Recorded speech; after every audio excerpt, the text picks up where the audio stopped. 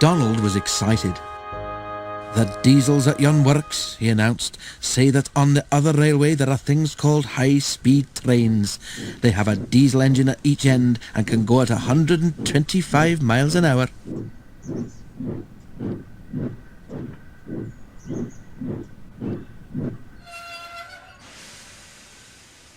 Gordon snorted.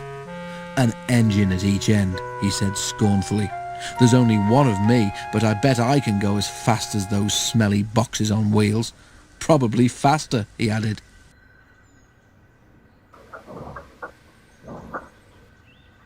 The others said nothing. They had heard Gordon's boasting before.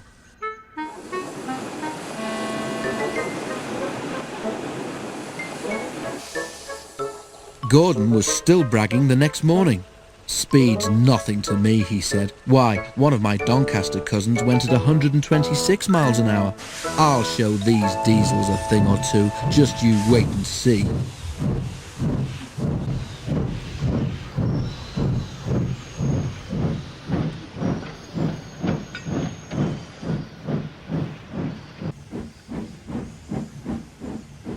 Gordon normally pulled the express, though Henry, James or Bear helped if Gordon was ill or away.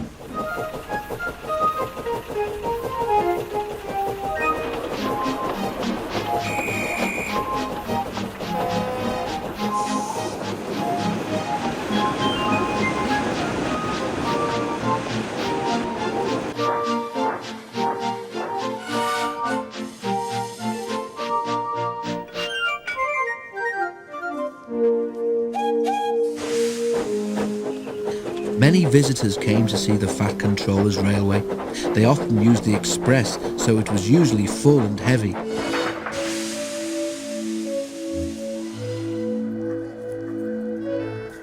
There had been frost during the night, and now the weather was wet and sleety. Sleet settled on the rails, making an icy film across their surface. The carriages of the express stood under the cover of the station roof, but when Gordon was coupled to them, his cab and front end had to stand outside.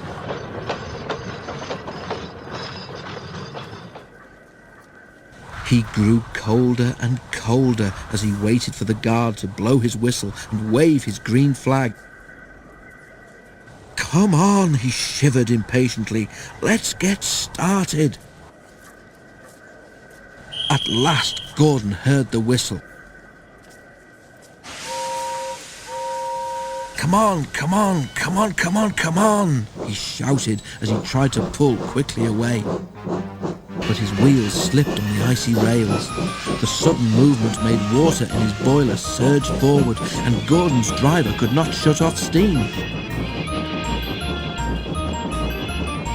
Gordon moved a yard and slithered to a standstill, held back by the heavy train.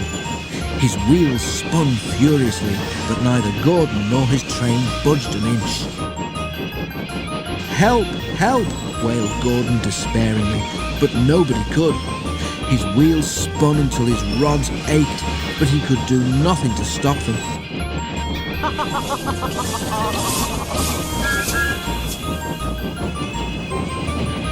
His driver tried every trick he knew. An inspector came and tried some more, but it was no good.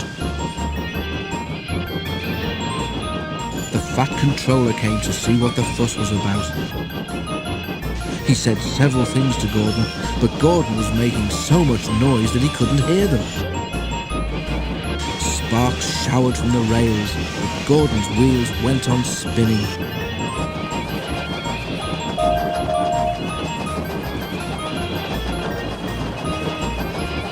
It was a quarter of an hour before Gordon had used up all his steam. Reduced pressure allowed the driver to close the regulator, and with a deep sigh of relief, Gordon felt his wheels stop turning.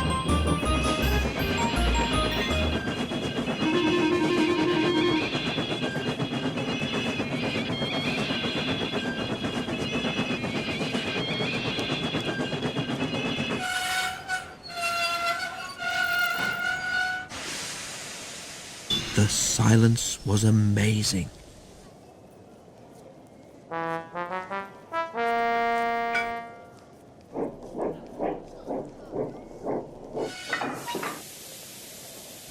Donald came to take Gordon to the shed, and Henry came to pull the express.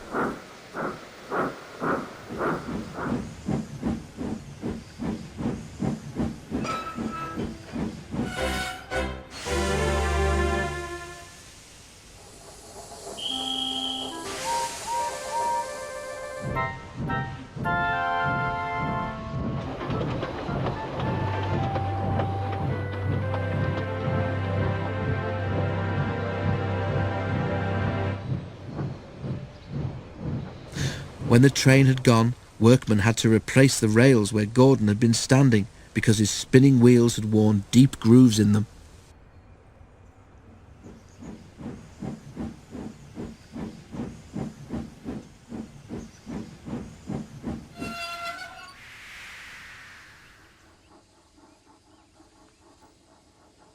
The shed was empty. Donald tactfully remembered another job and left Gordon on his own. But that night Gordon heard a whisper from close by. "Did you hear," it hissed, "how Gordon went for a spin today?" There was a quiet chuckle. Gordon seethed in silence. "High-speed engines are all very well," the whisper went on, "but Gordon ought to know by now that he's supposed to move his train too." Gordon snorted disgustedly, and with a gasp the whisperer subsided into silence.